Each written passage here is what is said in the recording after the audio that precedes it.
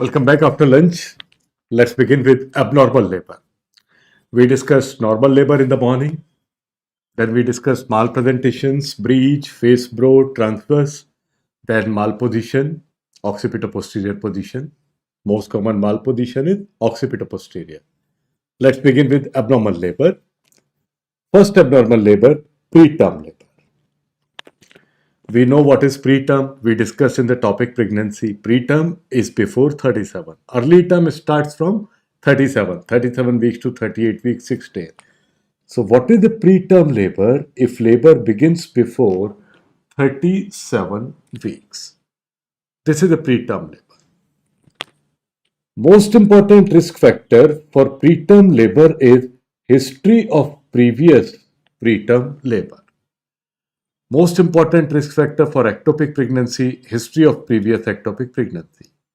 Most important risk factor for placenta previa, history of previous placenta previa. Most important risk factor for abruptio placentae, history of previous abruptio placentae. Most important risk factor for preterm labor, history of previous preterm labor. Most common cause of preterm labor is idiopathic, unknown. Second most common cause of preterm labor is infection. 3 MCQs. Most important risk factor, history of previous preterm labor. Most common cause, idiopathic. Second most common cause is infection. Then which microorganisms cause infection? The most common is Gardnerella, Chlamydia, Listeria, Streptococci, asymptomatic bacteriuria,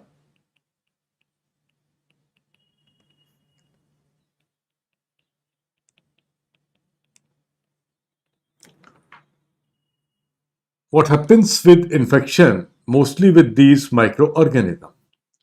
There occur inflammation of chorion and amnion. These microorganisms, they cause inflammation of membrane. Inflammation of chorion and amnion. Membranes get inflamed. Inflammation of fetal membranes. Amnion and chorion. And this inflammation of amnion and chorion, inflammation of fetal membrane, is called chorioamnionitis. What happens due to inflammation of membranes? There is release of prostaglandin. Because of inflammation of membranes, there is release of prostaglandin. And these prostaglandins initiate uterine contractility. They initiate uterine contractility.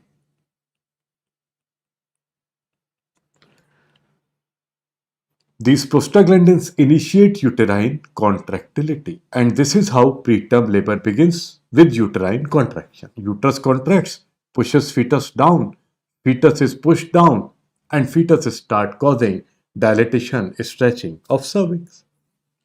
Other risk factors. Whenever anything happens to membrane, prostaglandins are released. In the morning also we discussed when membranes rupture, there is release of prostaglandin. This is why there is increase in uterine contraction intensity. And membranes normally rupture after complete cervical dilatation that we discussed in the morning. Other risk factors for preterm labor. These 3 conditions cause overstretching of uterus. These 3 conditions cause overstretching of uterus. What are these 3 conditions? Polyhydramnios. These 3 conditions are polyhydramnios, a big swimming pool, massive amniotic fluid, macrosomia, a big fetus, more than 4 kg, multifetal pregnancy if they are many. So they cause early dilatation of cervix, more dilatation of cervix, more pressure on cervix, early pressure on cervix dilate early. This is called preterm labor. Can you tell me why anemia and smoking can be risk factor for preterm labor? Why anemia and smoking can be risk factor for preterm labor? In anemia, oxygen carrying capacity is less. there is hypoxic environment in blood. Similarly, if she is a smoker, her oxygen carrying capacity is less. She is hypoxic. So her cervix is also hypoxic. If her cervix is hypoxic, this cervix is not able to withstand with weight of fetus and dilates early. This is called preterm labor. So anemia and smoking are a risk factor for preterm labor. You remember the topic placenta previa. Those hematomas developed there, those blood tools. Those hematomas irritate chorion and amnion. Chorioamnionitis occurs, release of prostaglandin, uterine contractions start. This is why in McAfee and Johnson regime of management of placenta previa, we have written tocolytics if required. Tocolytics, you are done with pharma. Tocolytics are the drugs which reduce uterine contraction. Tocolytics if required. So placenta previa is also a risk factor for preterm labor. This hemorrhage, any antepartum hemorrhage is a risk factor for preterm labor. This is why in placenta previa, it's not mandatory that every time preterm labor will occur. It may occur, it may not. This is why in the McAfee and Johnson regime, we wrote clearly tocolytics if required, not always. Fine. So all these are risk factors for preterm labor. Antepartum hemorrhage. How to diagnose preterm labor? Diagnosis of preterm labor, what's happening? Uterine contractions start. Uterine contractions start. And these uterine contractions, if they are 4 or more than 4 in 20 minutes time, or if they are 8 or more than 8 in 60 minutes time.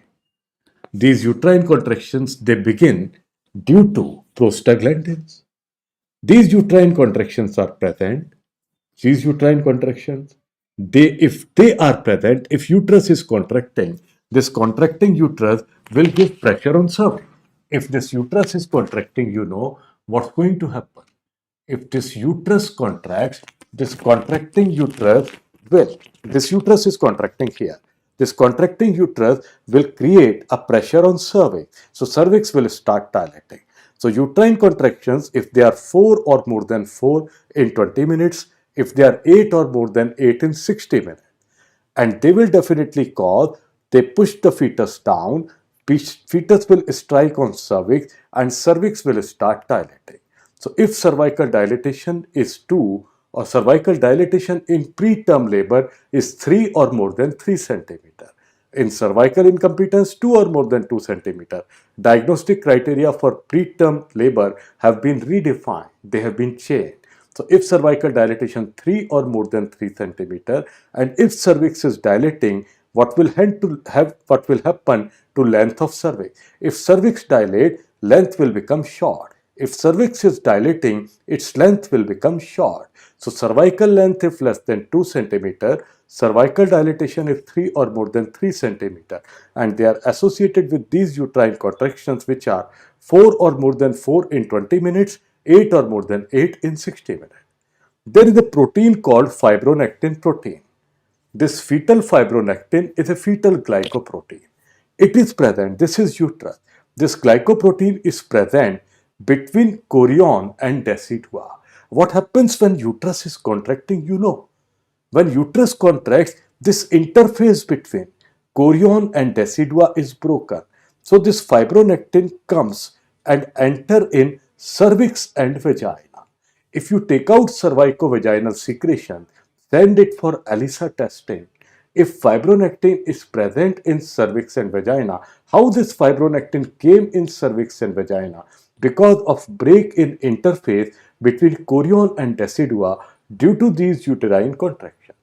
And if this fibronectin is more than 50 nanogram per ml, it is diagnostic of preterm labor. And what will happen if cervix is dilating? Shape of membranes will become U-shaped. You remember the change of sequence, how the shape of cervix changes, T, Y, V, U. Shape of a closed cervix is T-shaped, while shape of an open cervix is U-shaped. So we will see a U-shaped membrane, which is also called ballooning of membrane or funneling of membrane or herniation of membrane or U-shaped membrane. Let's try.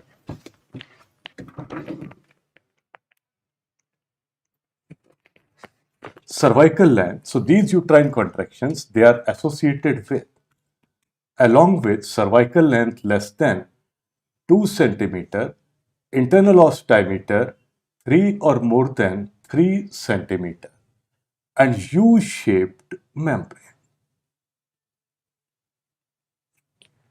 These U-shaped membranes are also called ballooning of membrane, funneling of membrane, or herniation of membrane. And fetal fibronectin protein, if it is more than 50 nanogram per ml in cervicovaginal secretions, in cervicovaginal secretions. Fine. These are diagnostic criteria for preterm labor. It's not mandatory that everything has to be present. Uterine contractions, obviously they are present. That's how preterm labor started. If it is associated with even cervical length or internal os diameter, that is sufficient to diagnose. So diagnosis of preterm labor if cervical length is less than 2 centimeter. Just write down one sentence. Predictor of preterm labor. Diagnosis of preterm labor is done if cervical length is less than 2 centimeter. Prediction of preterm labor or predictor of preterm labor is if cervical length is less than 2.5 centimeter. So if cervical length is less than 2.5 centimeter, it is predictor of preterm labor. If cervical length is less than 2 centimeter, it is diagnostic of preterm labor.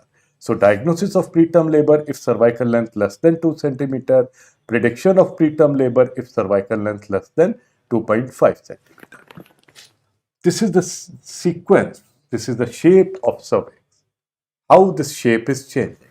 So closed cervix is having the shape of T shape. Then this is first, second is Y, third is V, and fourth is U. So how the shape of cervix is changing? What is the sequence? T, Y, V, U. The closed cervix shape, T shape. Open cervix shape, U shape. This is our workbook image. We can write down, we can label the image sequence of change of shape of cervix in labor. This is how it is changing in labor, whether it is a preterm labor or otherwise. Management. What is the management of preterm labor? We categorize the management of preterm labor in two parts. According to gestational age. How much is that? What is gestational age?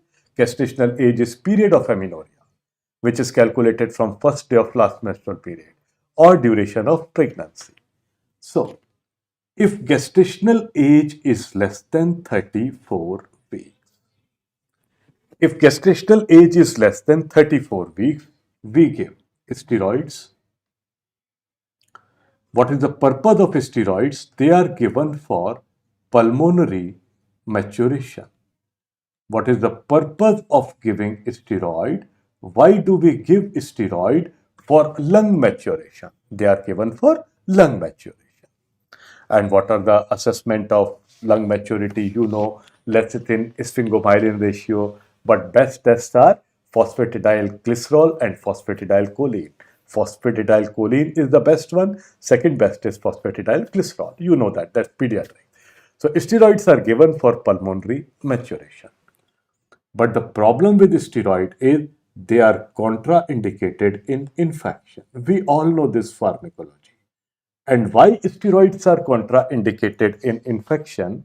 Because if steroids are given in infection, steroids will flare up the infection. I hope everything is fine. I'm properly audible. I forgot to ask. If there was any problem, I would have received a message or a call. I hope everything is fine. But they are contraindicated in infection. Now, the most commonly used steroid in India, dexamethasone. Although both are good, both steroids are good. We can't say bad to anyone. Both are good. Still, if you have to compare, which one is keeping edge? Of course, betamethasone keeping an edge because betamethasone not only causes lung maturation, betamethasone prevent necrotizing enterocolitis also. It prevents periventricular leukomalacia also. It prevents intracranial hemorrhage also. So three things apart from lung maturation: intracranial hemorrhage, periventricular leukomalacia, and necrotizing enterocolitis. Betamethasone prevent these also. This is why it is definitely keeping an edge over dexamethasone. But if fetus is not very premature, then we can use anything. That's not a big thing. It's not like that you have to use beta. Most commonly used in India is dexamethasone. Dose is super duper important. Super duper important. Total dose is 24 milligram. This dosing is very important for steroids, whether this is dexamethasone or betamethasone. Dexamethasone total dose 24 milligram, which is subdivided in 4 doses of 6 milligram each, which is subdivided in 4 doses of 6 milligram each. 12 hours apart, which is subdivided in 4 doses of 6 milligram each, 12 hours apart. Super duper important MCQ. They ask the dose here. They even ask they are how many hours apart? 12 hours apart by intramuscular injection. Very important. Very, very important. Dose of both dexamethasone is important, betamethasone is important. It's not that betamethasone is keeping an edge over dexamethasone, so it's more important. They have frequently asked the dosing of dexamethasone also. The best one is betamethasone.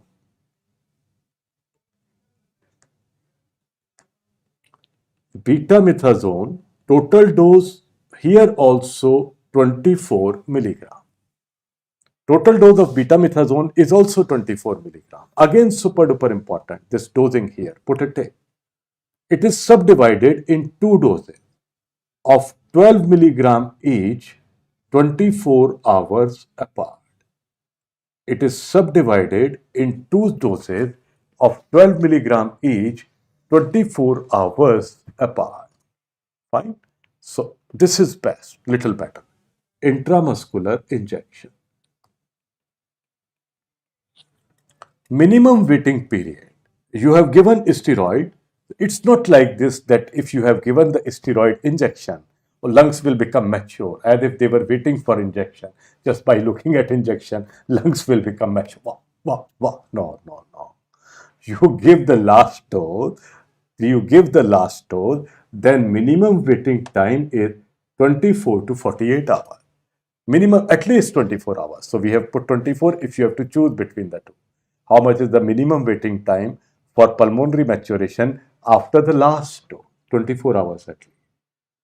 The range is 24 to 48. If 24 not an option, don't hesitate to pick up 48.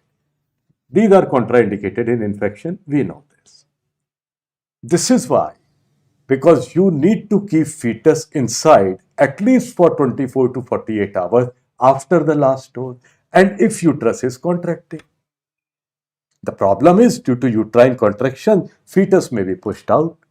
So you want uterus to remain silent. Bhaiya chup ho jao thodi der.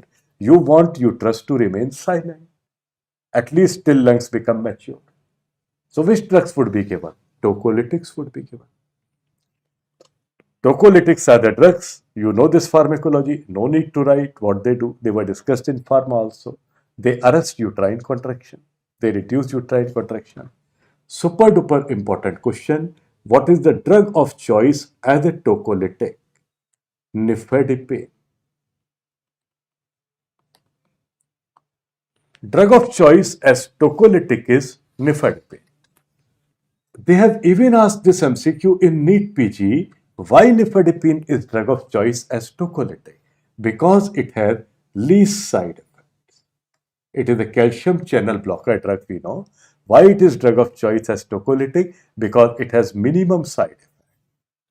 What is the drug of choice for preterm labor if she is a heart disease lady? Atosiban. We all know this pharmacology. Atosiban is oxytocin receptor antagonist. Atosiban is oxytocin receptor antagonist. Drug of choice to prevent neurological complication. If a preterm is born, there is risk of neurological complication in newborn or mother. Mother is fine, bhaiya. Mother ठीक है. Drug of choice to prevent neurological complication in newborn. Magnesium sulfate. But it is given if gestational age is less than 28 weeks. We will write. Drug of choice to prevent preterm labor. It is not to treat, it is to prevent. So prophylactic drug given for prophylaxis, this is progesterone. To prevent, drug of choice to prevent preterm labor is progesterone. So very important MCQ zone. These 4 MCQs are super duper important. Super duper important question. Prophylactic drug of choice for preterm labor, not for treatment. Examiner will trap you with nifedipine. Prophylactic drug of choice for preterm labor, progesterone. To treat is nifedipine. Magnesium sulfate is given to prevent neurological complication. And magnesium sulfate is given if gestational age is less than 28 weeks. So what we are giving, we have given steroids number 1. Number 1, we give steroids. We divided management protocol of preterm labor in 2 parts. If gestational age is less than 34 or 34 plus. So if she is less than 34, one drug given is steroid. The purpose is lung maturation. But we know minimum waiting time is 24 to 48 hours. So we have to give another drug to keep uterus silent. What is this drug? This is tocolytic. And third drug given is magnesium sulfate. So 3 drugs are given if gestational age is less than 34. Magnesium sulfate is given only if gestational age is less than 28, not otherwise. And the purpose of giving magnesium sulfate is to prevent neurological complications in newborn. Second one, there is less space here. Printer has given less space. You can put a bar here. So if gestational age was less than 34, these 3 drugs were given. One was steroid, second was tocolytic, third was magnesium sulfate. Magnesium sulfate is given if gestational age is less than 28 weeks. If gestational age is 34 or more than 34 weeks, what has to be done? Nothing. No steroid, no tocolytic, no magnesium sulfate. I repeat, if gestational age is 34 weeks or more than 34 weeks, nothing is given. Nothing is given. No steroid given, no tocolytic given, no magnesium sulfate given. Just wait and watch. Because we know the main problem with preterm labor is lungs are not mature. Lung maturation starts at 34 weeks. So we are not worried. If it comes out, if newborn comes out, we are ready to welcome the newborn. We are ready to welcome. We are not worried. This is why we are not giving anything. If you are not giving a steroid, there is no need to give tocolytic. If you are not giving a steroid, there is no need to give tocolytic. What to talk about magnesium sulfate? It is given only if gestational age is less than 28. So we are done with both the protocols if gestational age is less than 34 or 34 plus. So put a bar. This topic preterm labor is over. The topic preterm labor is over. Another topic is premature rupture of membrane. which is popularly known as PROM. Premature rupture of membrane, which is popularly known as PROM. In the morning only we discussed, ideally membranes rupture at what time? What is the normal time of rupture of these amnion chorion? They normally rupture after complete cervical dilatation. And how much is complete cervical dilatation? 10 centimeter. So ideally membranes rupture after complete cervical dilatation. We know this very well. But if membranes rupture before onset of labor, membranes rupture before onset of labor, this is called premature rupture of membranes. This is called premature rupture of membrane. But if membranes rupture before onset of labor, this is called premature rupture of membrane.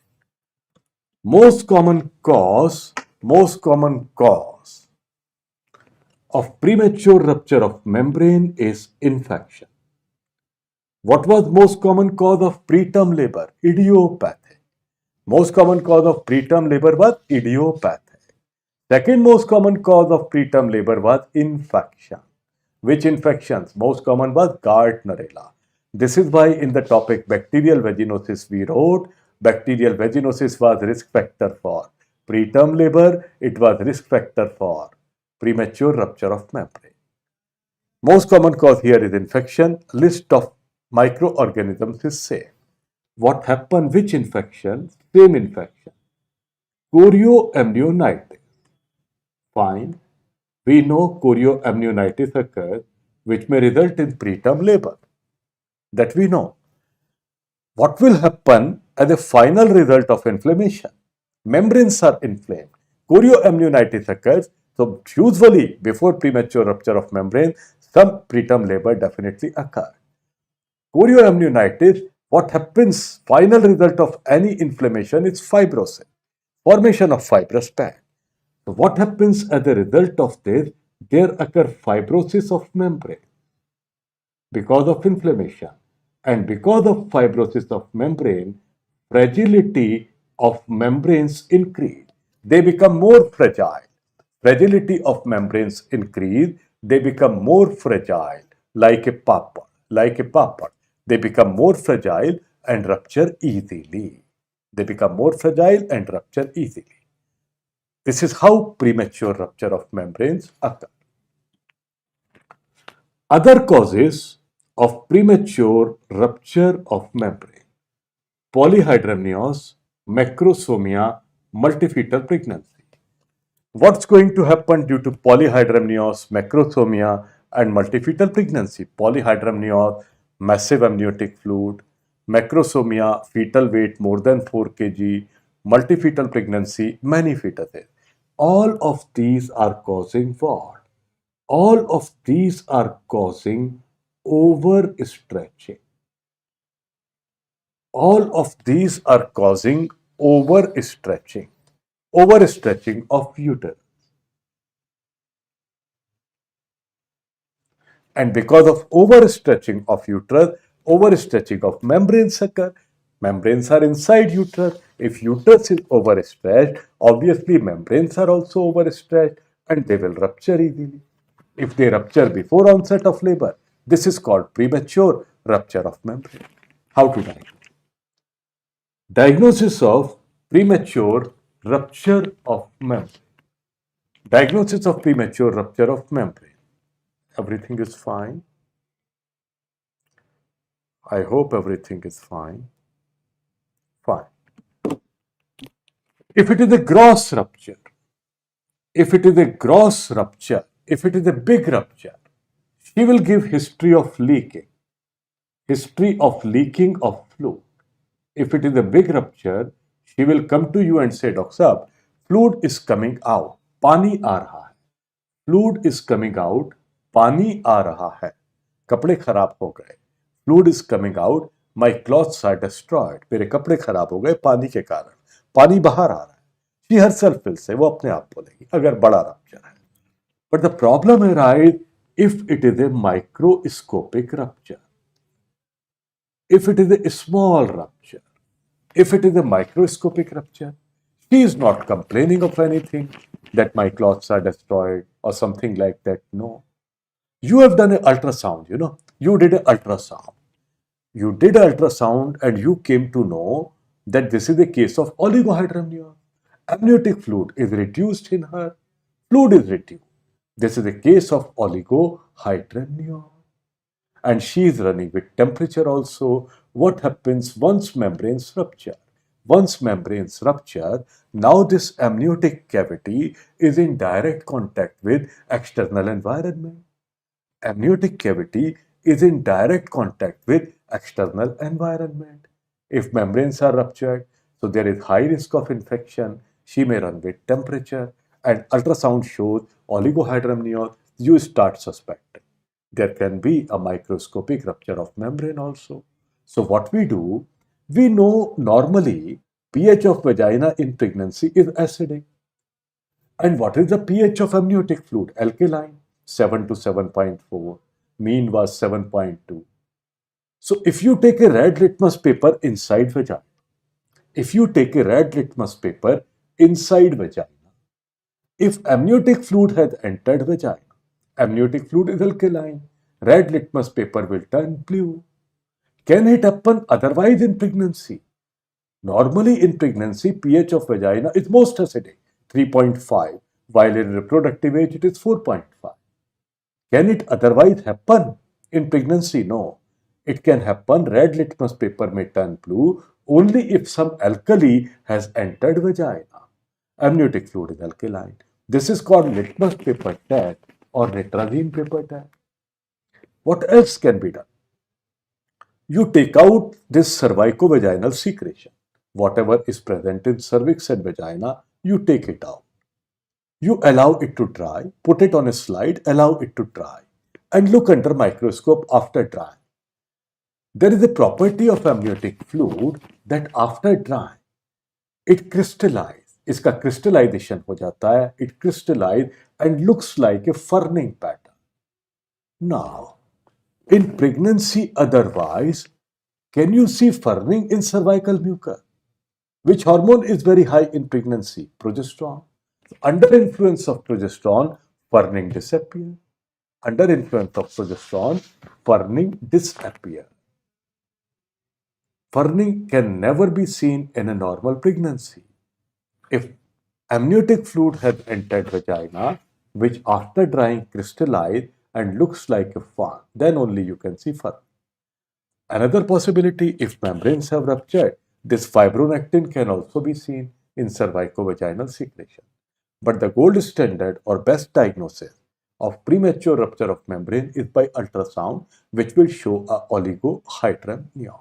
Now, what should be the management protocol of premature rupture of membrane? Management protocol of premature rupture of membrane, let's compare with management of preterm. We categorize management of preterm labor in two parts. If gestational age is less than 34 weeks. Second possibility, if gestational age is 34 weeks or more than 34 weeks. If it was less than 34, we gave three things. One steroid, second tocolytic, third magnesium sulfate. Magnesium sulfate was given if gestational age was less than 28 weeks. If gestational age was 34 weeks or more than 34 weeks, wait and watch. Let's compare. Management of premature rupture of membrane, if gestational age is less than 34, say steroid given, tocolytics given, magnesium sulfate given, if gestational age less than 28. Fourth thing, the difference is we add antibiotic. This is the important MCQ job.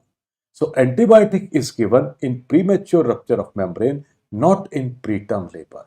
There is no role of antibiotic unless membranes are ruptured. So in preterm labor there were 3, in premature rupture of membrane there are 4. Which fourth one is additional in premature rupture of membrane? Antibiotic. Now, we can choose the best antibiotic with culture. We can take out cervix vaginal secretion, a swab. Usually we avoid upper vaginal exam if we are suspecting that membranes have ruptured because there is a risk of infection. So we just do a per speculum exam, take some swab and send it for culture sensitivity to choose the best antibiotic, to choose the most appropriate antibiotic. The antibiotic will be given. If gestational age is 34 weeks or more than 34 weeks. In preterm labor, we wrote wait and watch. Here we don't wait and watch. What is the difference? We immediately give antibiotic. Whenever membranes are ruptured, we always give antibiotic. Second thing, we immediately do induction of labor. Why? Because if membranes are ruptured, there is high risk of infection which may convert to septicemia and she may die. So once you diagnose that membranes are ruptured, no wait and watch. We immediately induce labor, immediate induction of labor if membranes are ruptured. This is the difference. Let's write down. Fine. If gross rupture, everything is fine, I think. Fine. If it is a microscopic rupture, what we do, there are few tests. Test number 1 is litmus paper test or nitrazine paper test. Litmus paper test, which is also called nitrazine paper test. Litmus paper test or nitrazine paper test. Red paper will turn blue. Red paper will turn blue. Fine. Then another way, put cervico-vaginal secretion under microscopic examination, you will see fur, which in normal pregnancy cannot be seen. Because in normal pregnancy, which hormone is high? Progesterone. Under influence of progesterone, furring disappears. Another way, you can see fetal fibronectin in cervicovaginal secretion. But the gold standard, the best diagnosis for premature rupture of membrane is by ultrasonography. Best would be by ultrasound. Ultrasound will show that fluid is reduced inside. So ultrasound will reveal oligohydramnion. Fine. Management of premature rupture of membrane, again, we categorize same way if gestational age is less than 34. Steroids given, tocolytics given, magnesium sulfate given, the fourth one which is added, put a tick. This becomes an important MCQ. Rest everything is same with preterm labor. Which one is additional if membranes are ruptured? Antibiotic. And we know magnesium sulfate is given if gestational age is less than 28 weeks. What is the role of magnesium sulfate? It prevents neurological complication. If gestational age is 34 or more than 34, what we wrote in preterm labor, wait and watch. No wait and watch, nothing. There is a risk of septicemia. Give the antibiotic. Once membranes are ruptured, always give antibiotic. And induction of labor. Immediate induction of labor once it is 34 or more than 34. Over. The topic is over. The next abnormal pregnancy, the next abnormal labor. So we discussed two abnormal labor. One was preterm labor, other one was premature rupture of membrane. The third abnormal labor or third abnormal pregnancy is a postterm pregnancy. What is a postterm pregnancy if gestational age is 42 or more than 42 weeks? We know this. This is a postterm. What is the most common cause of postterm pregnancy? This is mistaken date. She has forgotten her date. So what has to be done if she has forgotten her dates? Ask her to review her menstrual history again. Ask her to review her menstrual history again. Most common cause of postterm is mistaken date, forgotten date. And if she has forgotten dates, what is the next step? Ask her to review her menstrual history again. These two MCQs are very important. First MCQ, what is the most common cause of postpartum pregnancy? Forgotten date. Second MCQ, if she has forgotten her dates, what is the next step? The next step is ask her to review her menstrual history again. Let me give you one example of mine. Nowadays, postpartum pregnancy are very rare. Why very rare? Because of ultrasound at every corner. Every pregnant female has undergone at least one ultrasound these days. Nowadays, there is mushrooming of ultrasound in pregnancy. Maybe 5, 6, 8, 10, what to talk. 2, 3 color Doppler just to see cord around neck. It's a fashion. It's a fashion, I don't want to comment that, cord around neck, umbilical artery RI increased, resistance index increased, pulsatility index increased in uterine artery. Oh, immediately it is an indication for cesarean and so on. Not to talk on this platform. Fine. Nowadays, it's rare, but previously when ultrasound was not so popular, was not available at every round the corner. So many females from rural areas, they didn't get ultrasound. So what happens, suppose she had periods, for example, I am not calculating anything. Suppose she had periods somewhere around 1st of February. And now she is coming to you, Dr. Saab, my time is complete. I had last periods on 1st of January. She's saying that she has last periods on 1st of January. But in fact, she had periods on 1st of February. So she comes to you, Dr. Saab, my time is complete. Please take the baby out. She's saying 40 weeks. You do an examination and you find it 36 weeks. Then you tell her, oh, time is not complete. Abhi ek mahina bacha hua hai. 1 month is remaining. You come to us later. Then she will say, no, no, no, no. Time is complete. It's 40 weeks. Then you will again tell her it's 36 weeks. Then you will ask her, when did you have last period? She will say, I had last periods on 1st January. Then you will tell her, no, no, no, no. You had last periods on 1st of February. So she has forgotten date, and now we are asking her to review her menstrual history again. The same incident happened with me in first year PG. So she said something like this. I didn't remember exactly the month what she said. Then I started fighting with her.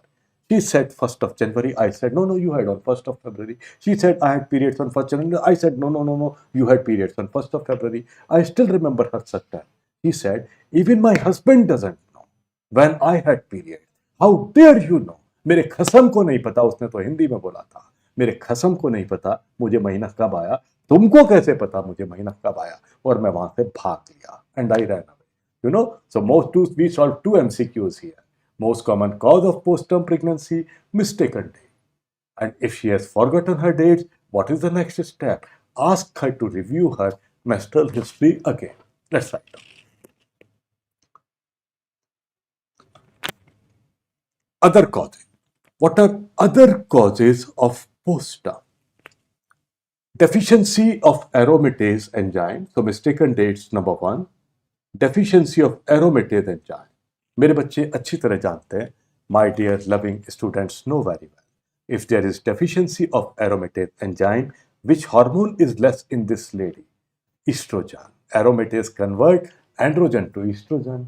If aromatase is deficient in her, what will be less formed in her? Estrogen. And estrogen is responsible for uterine contractility. We discussed in the hypothesis of labor. We need estrogen to start uterine contractility. Progesterone is uterine relaxant. Estrogen induces uterine contraction. Anencephaly. My dear loving students know this also very well. How anencephaly will cause postpartum pregnancy. Anencephaly means brain is absent. If brain is absent, what's going to happen. If brain is absent in her, pituitary is absent in her, and labor starts from fetal pituitary, which secrete various chemical substances, which stimulate fetal adrenal gland, which secrete various chemical substances. Most of them are unknown, but we know one, DHEAF. They cause change in estrogen progesterone sensitivity ratio, increase in sensitivity of oxytocin receptors in myometrium, cervical sol component start converting to gel component, hyaluronic acid is increasing, collagen and dermatan sulfate are decreasing. We know these changes. So if pituitary is absent, labor will not start. It will end up, it will continue, will become post-term. Sedentary habits. Sedentary habits.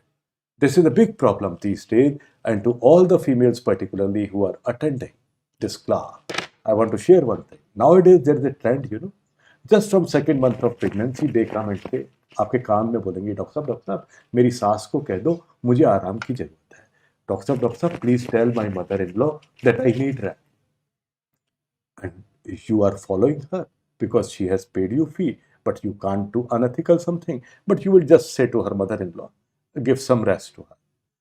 If you say just give some rest to her, she will reach home, will start weeping. Doctor Saab ne kaha, tujhe to aaram karna. Doctor Saab said, I need a rest. And she will go on rest. And what she will do in her bedroom, she will play Instagram, she will play WhatsApp, she will play Facebook. Okay, that's fine. She may do whatever she wants. But please remember, lot of things, fetal medicine is a developing branch. Now we are avoiding even MD in fetal medicine. Fetal medicine is a developing branch. Fetus knows everything. Fetus has emotion.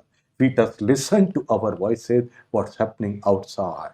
If you are playing Instagram, WhatsApp, FB, you can share this with your family members also. Your fetus is also learning Instagram. Your fetus is also learning WhatsApp. That's not the only problem. If you are taking more rest during the pregnancy, your uterus is also taking more rest. Uterus also goes on rest. And now at the time of labor, you want it to contract. Now you expect, become smart, do the jogging now, contract. How will it contract? It has gone on rest. So you will end up with a cesarean section. This is why a moderate activity is required till 8th month of pregnancy. पुराने जमाने में सब चक्की पीसती थी दो contraction आए और बच्चे बाहर 15 बच्चे बाहर फेंके हैं उन्होंने दो कॉन्ट्रैक्शन में now what we are doing just for one baby we want a caesarean you can understand my message is loud and clear. Anyway, sedentary habit. But two MCQs, most common cause of postpartum pregnancy, mistaken dates. If she has mistaken her dates, what is the next step? Ask her to review her menstrual history again. Two super duper important MCQ. Complication. Complication of postpartum pregnancy.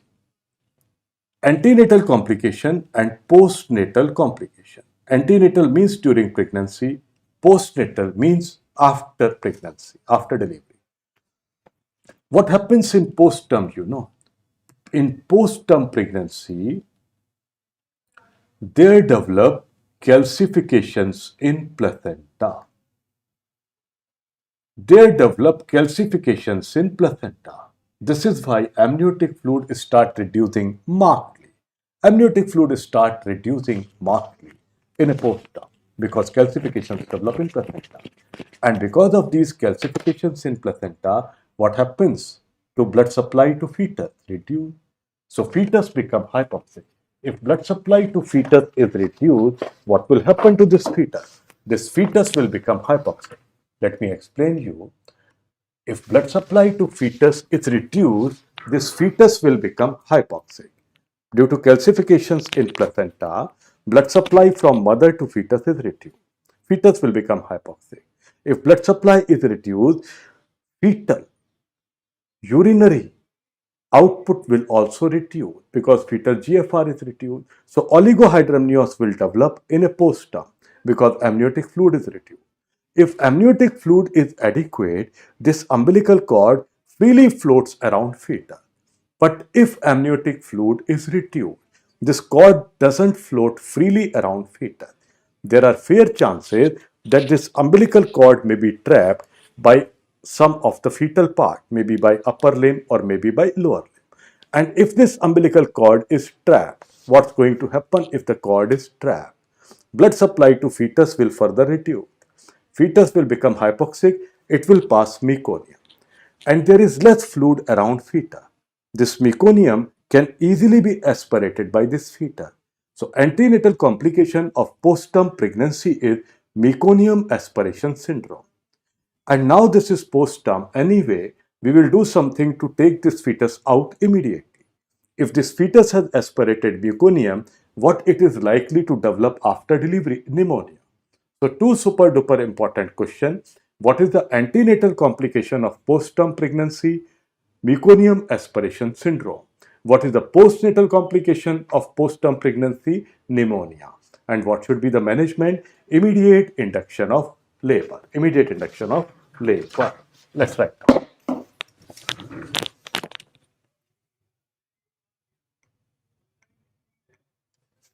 Antenatal complication of postterm pregnancy is meconium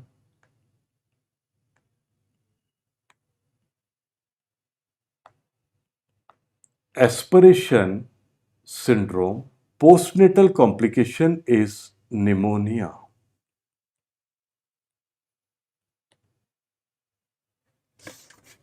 Management for this postterm is induction of labor is a better word than termination of pregnancy. This is not MTP.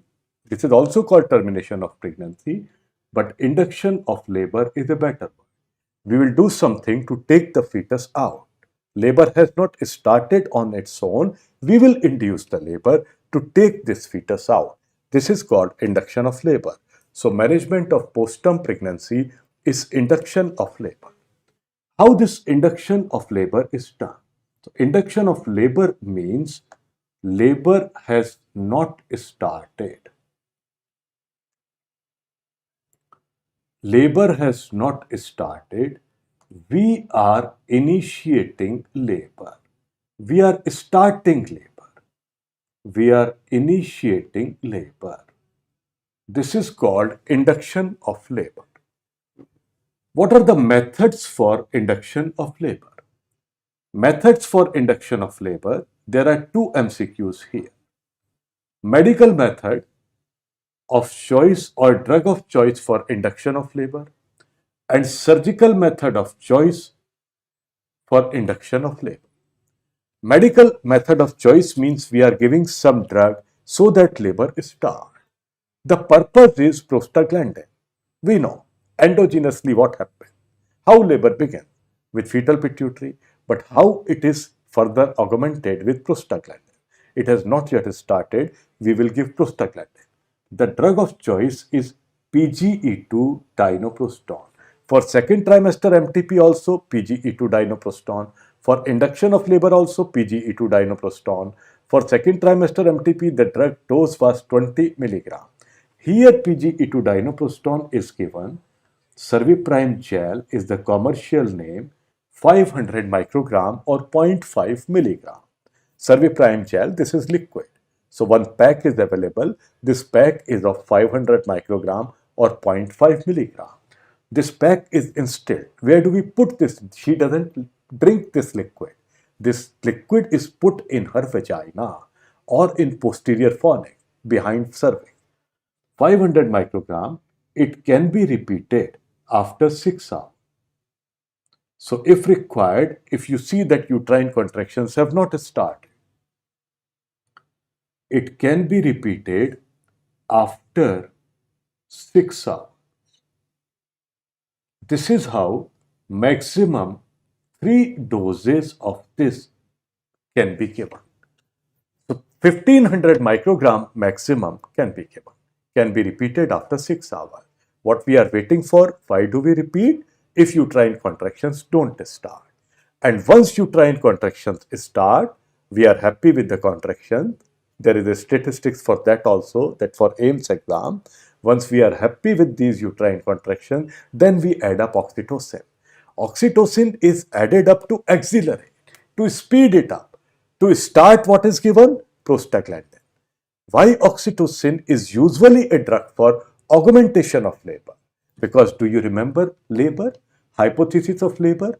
Because of those substances released by fetal pituitary, then by fetal adrenal, there occur increase in sensitivity of oxytocin receptors in myometrium.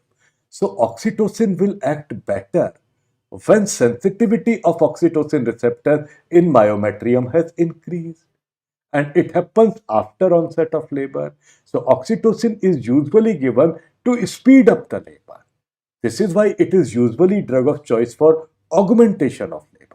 And for induction of labor, prostaglandins are preferred. PGE2, dinoproston. Which prostaglandin is released from membrane during rupture of membrane, whether they rupture on their own or we are rupturing or we are doing anything, PGE2. Which prostaglandin is released from membrane? We can write this prostaglandin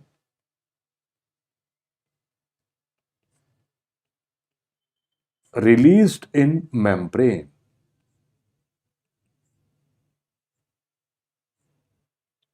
Prostaglandins released in membrane, these are PGE2. While in menstrual cycle, PGF2 alpha we wrote. Here it is PGE2. Fine. Surgical method of choice, what is done? It is called stripping of membrane. Stripping is also called sweeping of membrane. Purpose is same. With stripping or sweeping of membrane, prostaglandins are released. This is stripping of membrane or sweeping of membrane. This is how it is done. We take our fingers in her vagina and then what we are doing, this is uterine wall, this is uterine wall, and these are fetal membrane, chorion and amnion. These are fetal membrane. What we are doing with our fingers, with our digit, what we are doing, we are separating these fetal membranes from uterine wall. With our finger, with our digit, we are doing separation of fetal membrane from uterine wall. Whenever anything happens to membrane, prostaglandins are released. This is called digital separation of fetal membrane from uterine wall. This is called stripping of membrane. This is also called sweeping of membrane. This is also called Ferguson reflex with mechanical stretching of membrane. What is happening? Release of prostaglandin. And which prostaglandin is released in membrane? PGE2. And PGE2 will initiate uterine contraction. So, two MCQs, drug of choice for induction of labor, PGE2 dinoproston, surgical method of choice for induction of labor, stripping of membrane or sweeping of membrane or digital separation of membrane or Ferguson reflex. Let's label this. What is this called as? This is called as stripping of membrane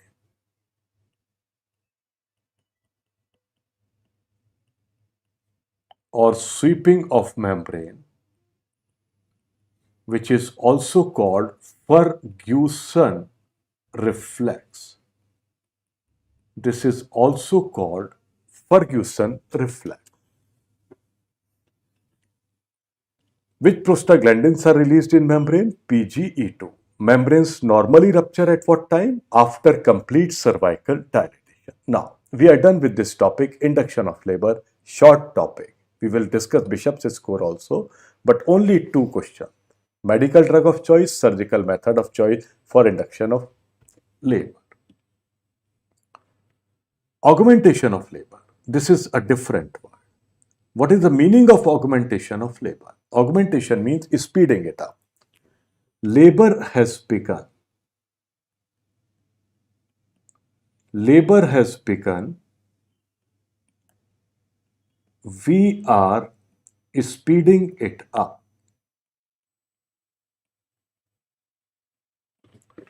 Labor has begun. We are speeding it up. We are accelerating it. We are augmenting it.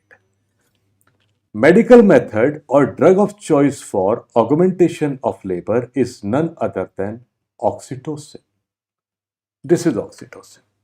Usually 5 units in 500 ml, ringer lactate or DNS, we start. Oxytocin. Surgical method of choice for augmentation of labor is artificial rupture of membrane, which is popularly known as ARM. How this ARM is done? It is done with the help of coccus faucet. And what happens with rupture of membranes? Again, there is release of prostaglandin. Which prostaglandin is released in membrane? PGE2. This is to speed it up. Let me show you the coccus forceps. Coccus forceps we saw before lunch as well.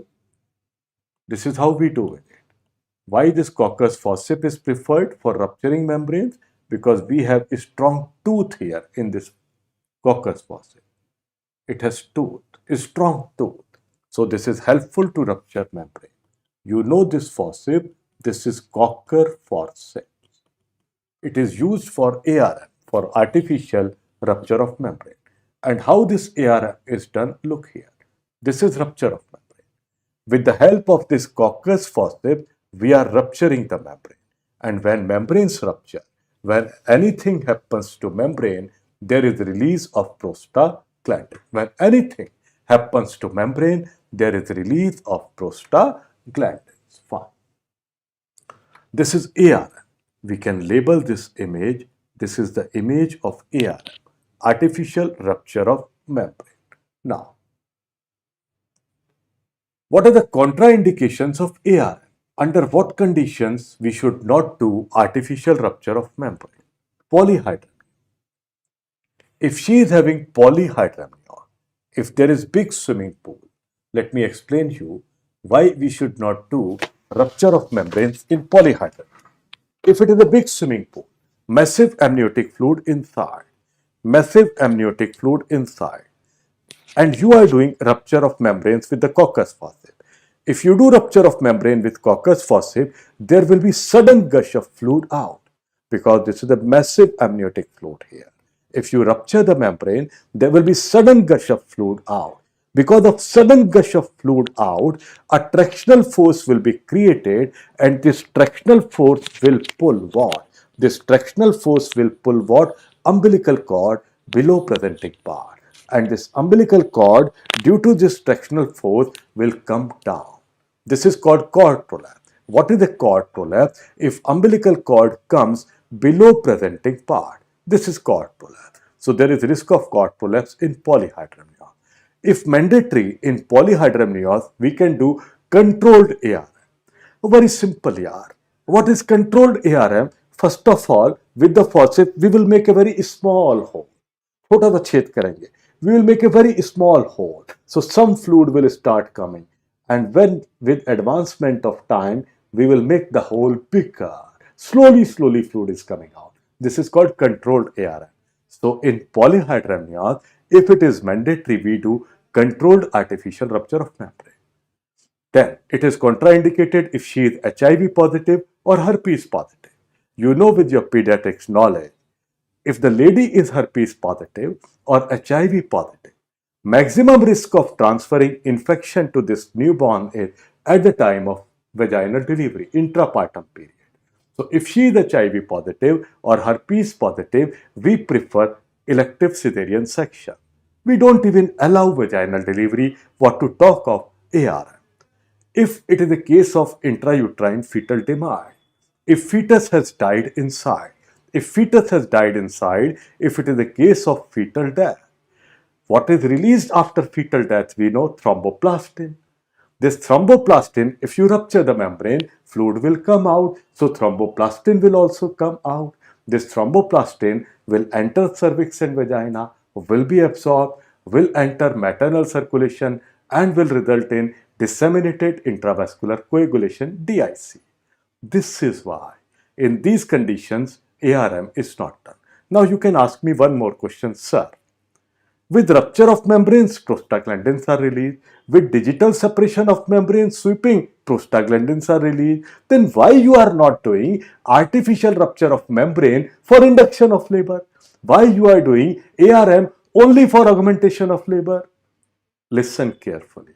If labor has not started, we are inducing labor. Fetus is high up.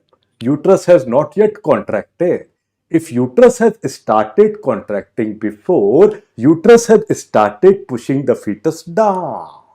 If labor has not even started, uterine contractions have not even started, fetus is high up. If fetus is high up, you rupture the membrane.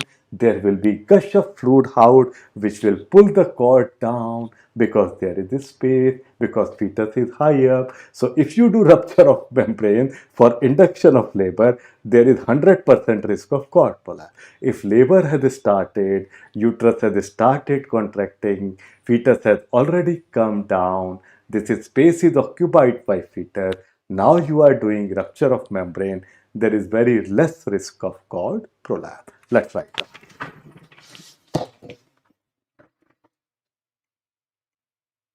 Fine. So contraindications of ARM, polyhydramnios, HIV, herpes, and intrauterine fetal. In cases of polyhydramnios, if mandatory. In cases of polyhydramnios, if mandatory, controlled ARM is done. Controlled ARM is done. Cervical status is assessed before induction of labor. If you are doing induction of labor, if you are initiating labor, if you are starting labor, we want to assess the cervix. Why we want to assess the cervix? If you want to give her PGE2, dinoprostone, cerviprime gel, or you are going for digital separation of membrane, sweeping or stripping or Ferguson reflex, we want to know, this is uterus, this is cervix. We want to have an idea about cervical status. Okay, we are giving prostaglandin or we are doing stripping. Whether our efforts will be successful or not, whether we should go ahead with or not. This is called Bishop's score. If score is 9 or more than 9, we can go ahead with induction of labor. If it is not 9, we should avoid induction of labor. So purpose of Bishop's score is whether we can go ahead or not. So what we assess in survey, we check cervical dilatation. The most important parameter in Bishop's score is cervical dilatation. Then we check cervical effacement also, cervical consistency also, cervical position also, and then station of head. Station of head means relationship between presenting part and ischial spine that has to be assessed. There is a score called modified Bishop's score. Now this Bishop's score has also been modified. In modified Bishop's score, we have replaced cervical effacement with cervical length. Instead of cervical effacement, we take cervical length into consideration. The maximum score is 13.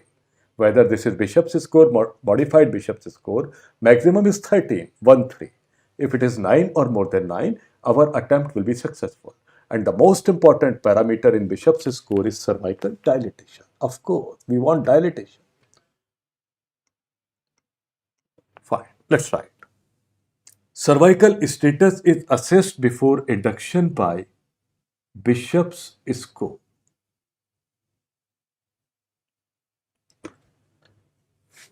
There are 5 parameters in Bishop's score, 1, 2, 3, 4, 5. Put a tick. The most important parameter in Bishop's score is cervical dilatation. This is the most important parameter in Bishop's score.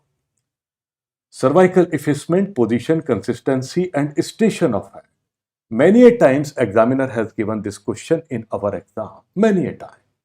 And the question was, all of the following are parameters of Bishop's score except. And every time examiner has prepped with a googly ball. What was that googly? 99% examiner gave a option position of head. So please be careful. It is not position of head which is the parameter in Bishop's score. It is station of head. There is a modified Bishop's score. This modified Bishop's score is, instead of cervical effacement, now we are taking cervical length into consideration. This is modified Bishop's score. Maximum score is 13 if score is 9 or more than 9. Induction may be successful. We can go ahead with induction of labor if score is 9 or more than 9. Maximum Bishop's score can be 30. Maximum score is 30. If 9 or more than 9, induction may be successful. Obstructed labor. What is the obstructed labor? Obstructed labor, let's understand, then we will write the note. What is the meaning of word obstructed labor? So obstructed labor means there is some obstruction. Uterine contractions are good. Uterine contractions are fine. So power is okay. Power is normal. Contractile power is okay. But there is the obstruction. Obstruction may be in the passage, like it can be a contracted pelvis, it can be a CPD, or it can be a large cervical fibroid, or the fetus itself is too big, macrosomia, or the head is deflated, something like that. Multifetal pregnancies sometimes. So there is the obstruction, means it is not coming out, but contractions are good. This is the definition of obstructed labor. Prolongation of labor, delay in labor despite of good uterine contraction. Prolongation of labor, delay in labor despite of good uterine contractions. This is obstructed labor. Now, what will happen? What's going to happen with it? We know there is a word called retraction. Retraction means this is a property of uterine muscles. Contractions occur in which part? Upper part. Pacemaker is in upper part. And isthmus forms lower uterine segment, which dilates during pregnancy. Now, upper part is contracting, lower part is dilating. This is called polarity of uterus. This is why oxytocin is preferred at many places, because oxytocin maintains polarity of uterus. Now what will happen? Upper part will contract because contractions are good and will put the fetus and will push the fetus little down. But it cannot be pushed beyond a little down because there is some obstruction. Either in the passage or fetus itself is quite big. Now what will happen? Upper segment will contract, lower segment will be markedly distended. So you can see a demarcating ring between the contracted upper segment and distended lower segment. This ring is called Bendel's ring. This Bendel's ring is also called retraction ring because this has formed due to retraction of upper segment. Retraction means it has permanently shortened. Contractions occurred in upper part, so upper part is shortened. This is why Bendel's ring is called retraction ring because it has been formed due to retraction of uterine muscle. Now what is happening? She is trying her level best to push the fetus out because she is troubled, she is tired, she is exhausted. This uterus is contracting like anything. It is draining her energy. This uterine contraction is draining her energy without any output, not giving any output. It's not coming out of vagina. She is tired, she is exhausted, she is fatigued. She is trying her level best to push the fetus out, but all efforts go in vain. So what is happening to her? Her vagina becomes hot and dry.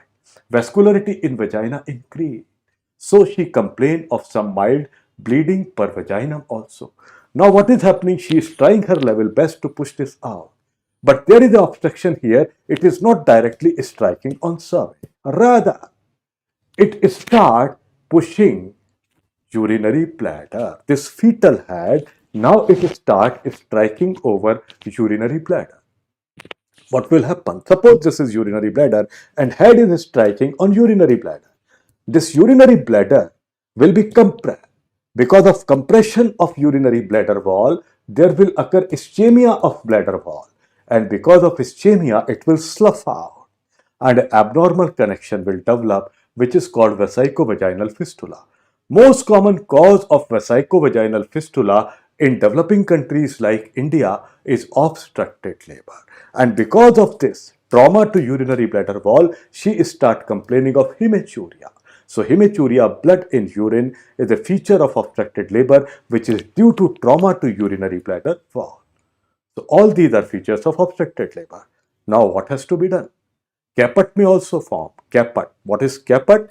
You know caput and cephalhematoma, they have been taught in pediatrics. If fetal head is compressed, so venous and lymphatic drainage is impaired. So there is a swelling over fetal head. This is called caput succedaneum. Caput succedaneum. So all these are features of obstructed labor. What is the management?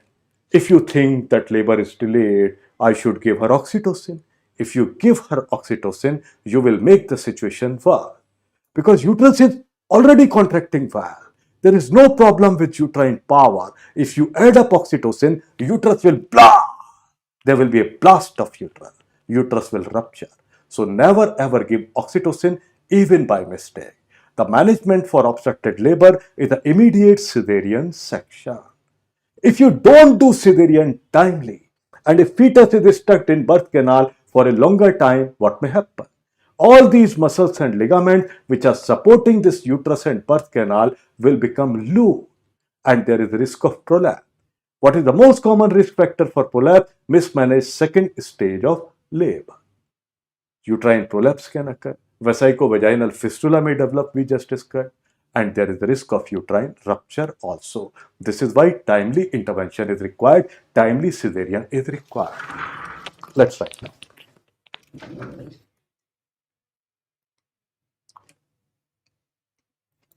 So, prolongation of labor despite of good uterine contraction. Features of obstructed labor are due to the retraction, which is the property of uterine muscle, upper segment of uterus will become contracted or retracted. Contracted, retracted upper segment. We know the meaning of retraction. We wrote before lunch. Distended lower segment. Fetus is pushed down. And because of this is just a ray diagram. Just a ray diagram. And because of demarcation in upper segment and lower segment, we can see a ring at the junction of upper and lower segment of uterus. We can see a ring at the junction of upper and lower segment of uterus. This ring is called Bendel's ring or retraction ring. This ring is called Bendel's ring or retraction ring. Patient is exhausted, she is fatigued, she is tired. This is why her vagina become hot and dry.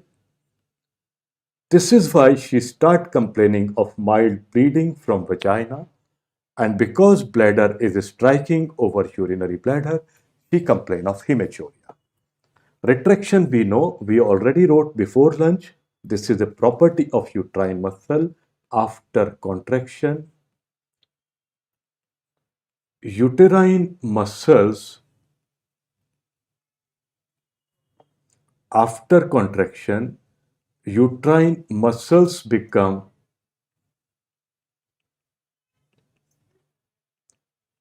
permanently shortened. Permanently shortened. And one more thing, caput succedaneum.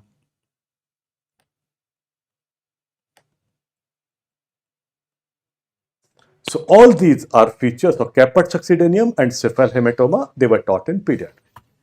Management for obstructed labor is immediate cesarean section.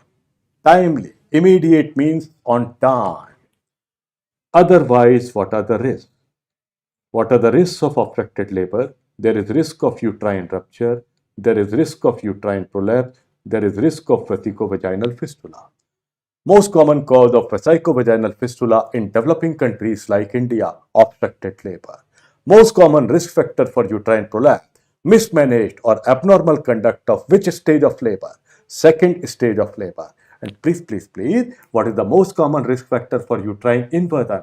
Mismanaged third stage of labor, which we discussed today morning. Fine. So management is immediate C-section, even by mistake, no oxytocin given. Skip these images. We have made a ray diagram to understand better. Schroeder's ring, I am removing these images, is next edition, not required. Schroeder's ring or constriction ring. This Schroeder's ring or constriction ring, this is the physiological ring. While this Bendel's ring or retraction ring, obviously this was a pathological ring. This Bendel's ring or retraction ring was a pathological ring. It was formed due to obstruction. It was a pathological ring. While this Schroeder ring, which is also called constriction ring, please take care. This is not Schrodker. This is Schroeder. This is not Schrodker. Schrodker we studied in uterine prolapse. This is Schroeder. Schroeder's ring or constriction ring. It is formed due to what is the cause of this Schroeder's ring? Cause of this Schroeder's ring, it is formed due to injudicious use of oxytocin. What is the meaning of word injudicious use? Judge Saab has not yet ordered that you start oxytocin. Even before the order of magistrate, you have started oxytocin. Injudicious use. When a magistrate orders to start oxytocin, when labor has begun. Increase in sensitivity of oxytocin receptors in myometrium due to substances released by fetal adrenal gland. This is a physiological ring, mild ring, so seen only vaginally, while retraction ring or Bendel's ring was seen abdominally.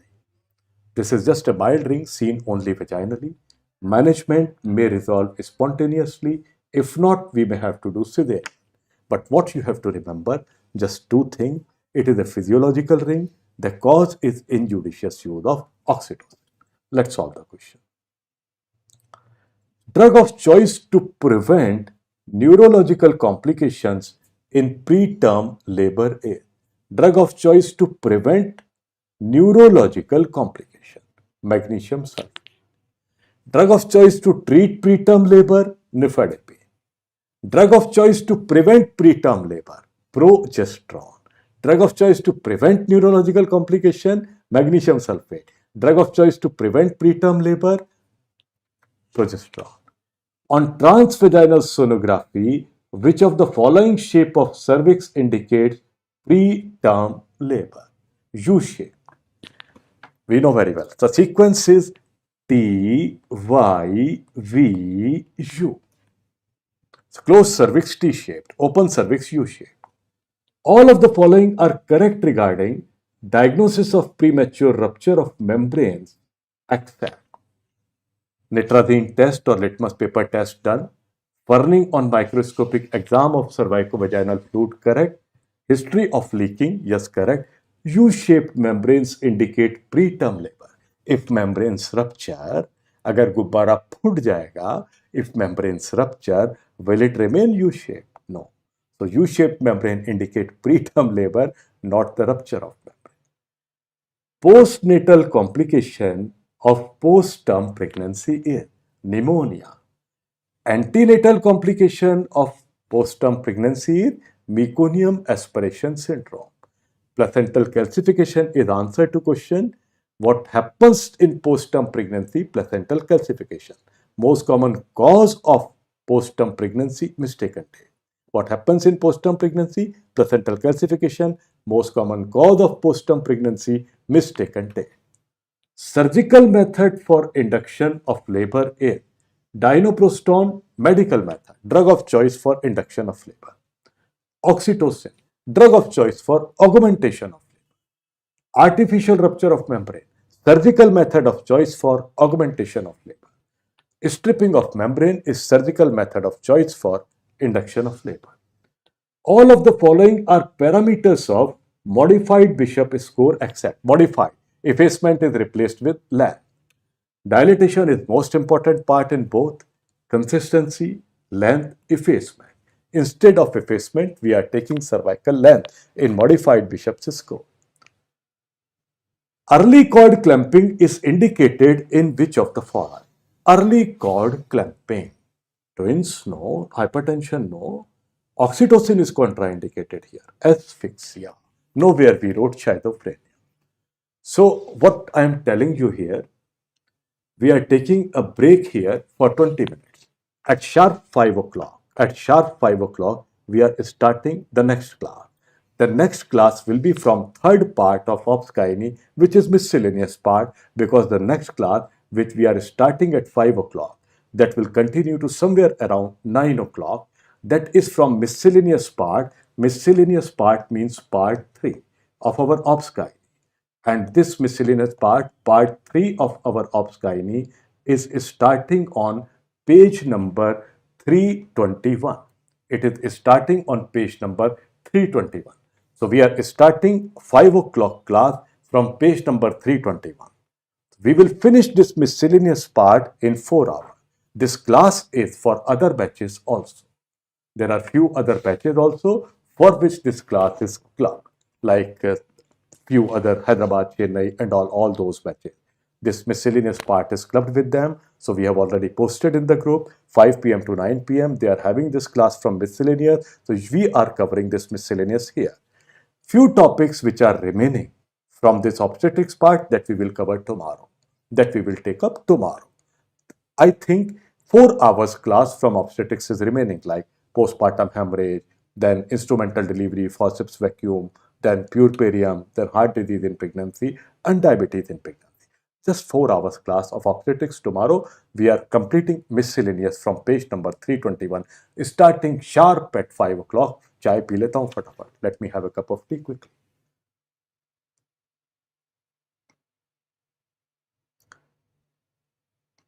And of course, it will start with a new link.